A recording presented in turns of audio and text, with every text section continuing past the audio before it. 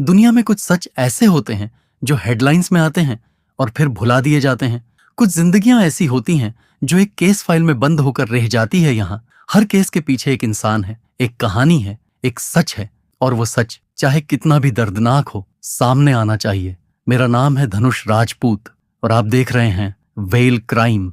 आज की कहानी एक ऐसी लड़की की है जो सिर्फ अपने पिता से मिलने गई थी और वापस नहीं आई। 20 जुलाई 2016 दोपहर के 3 बज रहे थे। दुबई में सैयद मुख्तार काजिम अपना फोन देख रहा था। एक बार, दो बार, फिर तीसरी बार। उसकी बीवी समिया का फोन स्विच्ड ऑफ था। वो आधे घंटे से ट्राई कर रहा था। समिया ने सुबह टेक्स्ट किया था, मार्केट जा रही है, कल दुबई वापस आना है। सब ठीक था, सब नॉर्मल था, लेकिन 3 बजे के बाद से कुछ नहीं। जब शाम ढली और समिया की छोटी बहन मदीहा ने मैसेजेस पढ़कर भी जवाब नहीं दिया तो कजीम के अंदर एक अजीब सा सन्नाटा पसरने लगा। वो फिक्र जो धीरे धीरे डर का रूप लेने लगती है। रात के 10 बजे उसने समिया के कजन को कॉल किया। जवाब मिला, समिया की मौत हो गई है, हार्ट अटैक। 28 साल की लड़की, हार्ट अटैक। काजिम के पांवों तले जमीन खिसक गई। लेकिन कहानी सिर्फ इतनी नहीं थी। इस सच की जड़ें कहीं और काफी पहले से जुड़ चुकी थीं। ब्रैडफर्ड, उत्तरी इंग्लैंड का एक शहर जहां पाकिस्तानी ब्रिटिश कम्युनिटीज की गहरी जड़ें हैं। यहीं 1987 में सामिया शहीद पैदा हुई। वो अपने घर की सबसे बड़ी बेटी थी। अपने पिता मोहम्मद शहीद की सबसे लाडली। शहीद फैमिली ब्रैडफर्ड में अच्छी तरह सेटल थी। पिता लिमोजिन और कार रेंटल का बिजनेस चलाते थे। एक अंकल की फिश एंड चिप शॉप थी, दूसरे का फ्लोरिस्ट। घर में कोई कमी नहीं थी। समिया को फैशन पसंद था, तेज गाड़ियां चलाना पसंद था। She loved driving. She was a really like crazy boy driver. वो पॉपुलर थी, फनी थी, हेडस्ट्रॉन्ग थी। एक ऐसी लड़की जो किसी भी कमरे में एंटर करती तो नोटिस होती। उसने ब्रैडफर्ड की गलियों में पली बढ़ी एक ऐसी आइडेंटिटी बनाई थी जो उसकी अपनी थी। लेकिन इस खुशनुमा जिंदगी के पीछे एक और हकीकत थी। शहीद फैमिली ओरिजिनली पाकिस्तान के पंजाब के झेलुम डिस्ट्रिक्ट के पंडोरी गांव से थी और जैसा कि उस कम्युनिटी में होता है, जिंदगी के कुछ बड़े फैसले फैमिली नहीं बिरादरी करती है। 2012 में समिया की उम्र 25 साल थी और घर वालों ने तय कर लिया, शादी का वक्त आ गया था। उनकी पसंद थी चौधरी मोहम्मद शकील, समिया का पहला कजन, पंडोरी गाँव में रहने वाला। समिया के पिता इस रिश्ते से बेहद खुश थे। बिरादरी के अंदर शादी, खानदान एक। लेकिन समिया खुश नहीं थी। जो बात वो जोर से नहीं कह सकती थी वो उसने अपनी सहेलियों को मैसेजेस में कही। उसने लिखा, मेरी लाइफ एक जोक है, I am dying, I swear. Family को समिया की खुशी से ज्यादा रिश्ते की जरूरत थी और समिया को फैमिली की खुशी इतनी प्यारी थी कि उसने अपनी तकलीफ अंदर दबा ली। 27 फरवरी 2012 को समिया और शकील का निकाह हुआ। 4 दिन की सेरेमनी, सैकड़ों मेहमान। समिया के पिता ने शादी के तोहफे में शकील को पंडोरी में अपना घर दे दिया। समिया ने मुस्कुराई, लेकिन उसके दोस्त जानते थे ये मुस्कुराहट बोरोड थी। शादी के कुछ महीने बाद समिया ब्रैडफर्ड वापस आ गई। शकील का यूके वीजा एप्लीकेशन प्रोसेस में था, लेकिन दूरी से भी उसका कंट्रोल कम नहीं हुआ। रोज वीडियो कॉल, कहाँ गई, किससे मिली, क्या पहना, हर छोटी बात पर नजर। जैसे सामिया की जिंदगी का पूरा कंट्रोल किसी और के हाथ में हो। सामिया को लगने लगा वो केज में है। उसने अपनी सहेलियों को बताया कि वो मरना चाहती है, डिप्रेशन में डूब रही है। I'm going insane. I want to. You know when you pray for namaz, could you just pray that Allah gives me? Because you know, I want to. Simple. There's a limit, and today was the limit. But the limit over God is God. God is nothing to. I don't.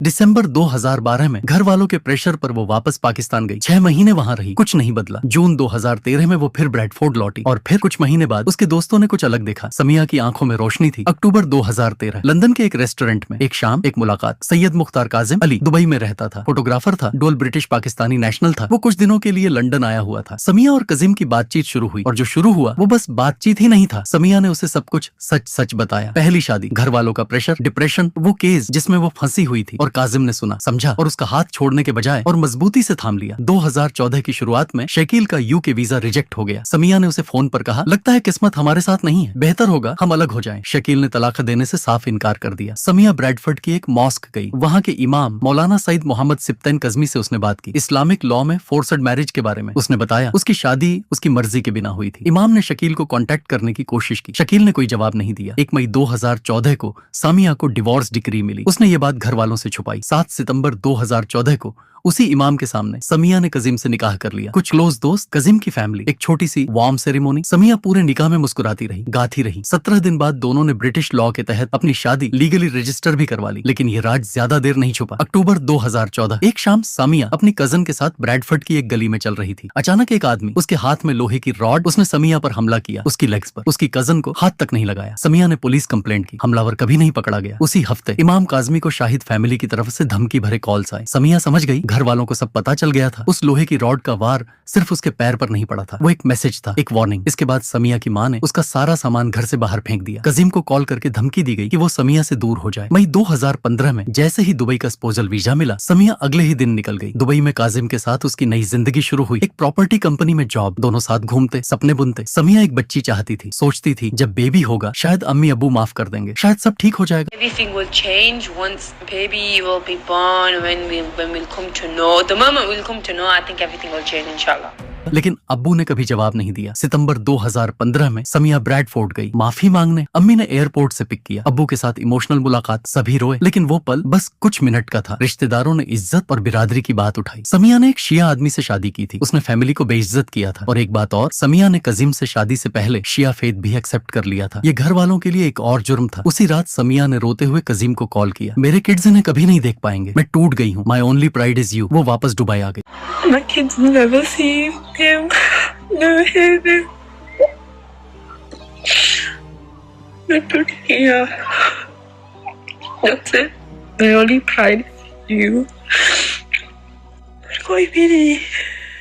जून 2016 में समिया को पता चला उसकी x mother in law का इंतकाल हो गया। वो उसकी फूफी भी थी। समिया उनसे प्यार करती थी। वो पाकिस्तान जाना चाहती थी लेकिन गई नहीं, खतरा था। फिर कुछ दिन बाद अमी और मादिया का कॉल आया, अबू की तबीयत बहुत खराब है, डायबिटीज, हाई बीपी, बस कुछ ही वक्त बचा है। समिया के दिल में दो आवाजें लड़ने लगी। एक जो कहती थी मत जाओ, रेड फ्लैग्स हैं, हमला हो चुका है, थ्रेट्स आ चुकी हैं। दूसरी एक बेटी की आवाज, अगर आबू को कुछ हो गया और मैं नहीं गई तो पूरी जिंदगी माफ नहीं कर पाऊंगी। उसने अपने दोस्तों से शेयर किया, उसे डर है शायद वो वापस ना आ पाए। सबने मना किया। कजीम खुद नहीं चाहता था, लेकिन एक बेटी को उसके बीमार बाप से रोकना ये भी उसे ठीक नहीं लग रहा था। एयरपोर्ट पर कजीम ने कार रोकी, एक बार और सोचने को कहा। समिया ने उसे गले लगाया, I'll be fine, मुझे कुछ नहीं होगा, I love you। वो प्लेन में बैठ गई।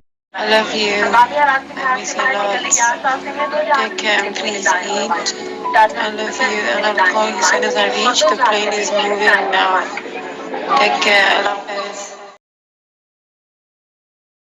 14 जुलाई को पाकिस्तान पहुंचने के बाद समिया ने पहली रात एक दोस्त के घर गुजारी। वहां उसने अपना पासपोर्ट, आईडी और रिटर्न टिकट छुपा दिए। कजीम को टेक्स्ट किया, अगली सुबह गांव जाऊंगी। वो समझदार थी, वो खतरा जानती थी। 15 जुलाई को वो पंडोरी पहुंची। 18 जुलाई को उसने कजीम को बताया अबू के साथ शकील की माँ की कब्र पर जा रही है। 19 जुलाई को कजीम ने एक बुरा सपना देखा, उसने समिया को बताया। 20 जुलाई की सुबह सब नॉर्मल था, टेक्स्ट हुए, कॉल्स हुए। दोपहर को लास्ट टेक्स्ट, मार्केट जा रही हूँ, कल दुबई, फिर स्विच ऑफ। पुलिस इन्वेस्टिगेशन के मुताबिक जब सामिया मार्केट गई हुई थी, शकील और उसके पिता ने उसके कमरे की तलाशी ली। वो उसका पासपोर्ट और रिटर्न टिकट ढूंढ रहे थे। वो चाहते थे कि वो पाकिस्तान में ही रहे, वो वापस ना जा पाए। समिया वापस आई, उसने देखा उसका सामान बिखरा पड़ा था। वो समझ गई। शाकिल और समिया के बीच बहस हुई। पुलिस इन्वेस्टिगेशन के अनुसार शाकिल ने समिया के साथ बलात्कार किया। वो चीखी, वो भागने की कोशिश करने लगी। फिर शाकिल ने उसके अपने स्कार्फ से उसका गला घोंट दिया। पोस्टमार्टम में समिया की गर्दन पर 19 सेंटीमीटर का निशान था। कॉज ऑफ डेथ एस्फिक्सिया, दम घुटना। फोरेंसिक एविडेंस ने रेप कंफर्म किया। उसी शाम बॉडी दफना दी गई बिना कोई सवाल किए। 20 जुलाई को समिया के पिता शहीद ने रोते हुए पुलिस को कॉल किया, बेटी की मौत, heart attack. Local SHO Akeel Abbas पहुंचा। उसने देखा, उसने कहा कोई बाहरी चोट नहीं। अंकल हक नवाज ने फोरेंसिक एग्जामिनेशन से पहले ही डेथ सर्टिफिकेट बनवा ली। Natural causes. इम्तियाज बीबी, मादिया दोनों पाकिस्तान से यूके वापस चली गई। एसएचओ अकील अब्बास ने उन्हें जाने दिया, लेकिन दुबई में काजिम को पता चला। हार्ट अटैक, 28 साल की हेल्दी लड़की, हार्ट अटैक। वो माना नहीं, वो पाकिस्तान आया अपने मैरिज डॉक्यूमेंट्स लेकर, अपनी वेडिंग फोटोज लेकर। पूरी कहानी पुलिस को बताई। एक नई इन्वेस्टिगेशन शुरू हुई। ब्रैडफोर्ड वेस्ट की एमपी नाज शाह ने पाकिस्तान के prime minister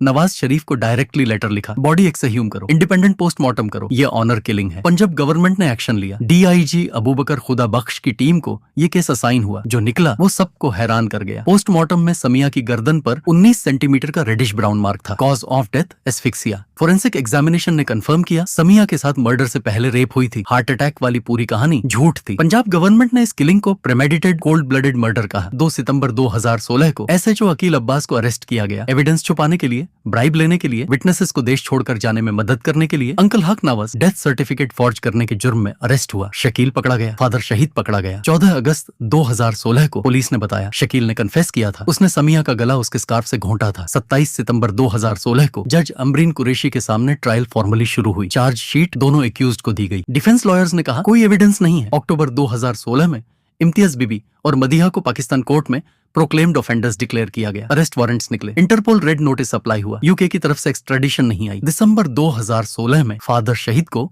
Lahore high court ने बेल पर रिहा कर दिया। डायरेक्ट एविडेंस का अभाव। जनवरी 2018 में फादर शहीद लाहौर के एक हॉस्पिटल में 52 साल की उम्र में चल बसे, बिना ट्रायल के, बिना सजा के। सितंबर 2018 में शकील को भी बेल पर रिहा कर दिया गया। 2 साल कस्टडी में रहा, बिना फॉर्मल चार्ज के। 1 साल बाद उसने दोबारा शादी की एक ब्रिटिश पाकिस्तानी लड़की से। उसने यूके वीजा अप्लाई किया। नाज शाह ने पाकिस्तान पीएम और ब्रिटिश होम और फॉरेन सेक्रेटरीज को फिर लेटर लिखा, यह extremely worrying and potentially dangerous है। वीजा रिजेक्ट हुआ। जुलाई 2022, सामिया की मौत के 6 साल बाद नाज शाह ने पब्लिक में लिखा, अभी तक कोई ट्रायल डेट तय नहीं हुई। 2023 तक की उपलब्ध रिपोर्टिंग के मुताबिक चौधरी मोहम्मद शकील पाकिस्तान में आजाद है। आजाद। जुलाई 2016 में सामिया की मौत के उसी महीने पाकिस्तान में social media star Kandivali Bloch को उसके भाई ने ऑनर के नाम पर स्ट्रैंगुलेशन से मार डाला। 2 मर्डर्स, 1 महीना, एक ही सोच। इन दोनों केसेस के बाद पाकिस्तान पार्लियामेंट ने 2016 में एंटी ऑनर किलिंग लॉज पास किए। Mandatory life sentence, family pardon की आड़ से क्रिमिनल्स को छुड़ाना बंद, लेकिन कानून बनाना और कानून फॉलो होना 2 अलग अलग बातें हैं। 2022 में कंदील के भाई को अक्विट कर दिया गया। विटनेसेस ने टेस्टिमोनी वापस ले ली, मां ने माफ कर दिया, कोर्ट ने मान लिया। ह्यूमन राइट्स वॉच के मुताबिक पाकिस्तान में हर साल लगभग 1000 ऑनर किलिंग्स होती हैं। कानून है, जस्टिस नहीं। और यहाँ इस सब के बीच हम एक बात नहीं भूल सकते, समिया शहीद ने कोई क्राइम नहीं किया था। उसने एक फोर्स्ड मैरिज से बाहर निकलने की कोशिश की। उसने जिस इंसान से प्यार किया उससे शादी की। उसने एक नई जिंदगी बनाई, दुबई में, खुशी में, होप में। लेकिन जो उसे मारा वो सिर्फ एक स्कार्फ नहीं था, वो एक सोच थी। एक ऐसी सोच जो कहती है औरत की जिंदगी उसकी नहीं, वो फैमिली की इज्जत का हिस्सा है। और जब उसने अपनी मर्जी से जिंदगी चुनी तो उसे मिटाना जरूरी समझा गया। समिया जानती थी खतरा है। उसने दोस्तों को बताया था, उसने अपना पासपोर्ट छुपाया था, उसने डर जाहिर किया था, फिर भी वो गई क्योंकि वो एक बेटी थी जो अपने बाप से मिलना चाहती थी। और यही इस कहानी की सबसे बड़ी ट्रेजेडी है कि जिन लोगों ने उसे अबू बीमार हैं कहकर बुलाया था वो उसके अपने थे। जो नाज शाह ने इस केस के लिए लड़ाई लड़ी, उन्हें खुद ब्रेडफोर्ड में डेथ थ्रेट्स मिले, उनकी जान लेने की प्लानिंग करने वाले लोग गिरफ्तार हुए, वो आज भी जस्टिस के लिए आवाज उठाती हैं। और काजिम जो आज भी जिंदा है वो जानता है कि सामिया की आखिरी आवाज उसे एयरपोर्ट पर मिली थी। I'll be fine, I love you। Samia की कहानी उन हजारों औरतों की कहानी है जिनके नाम हम नहीं जानते, जो किसी विलेज में,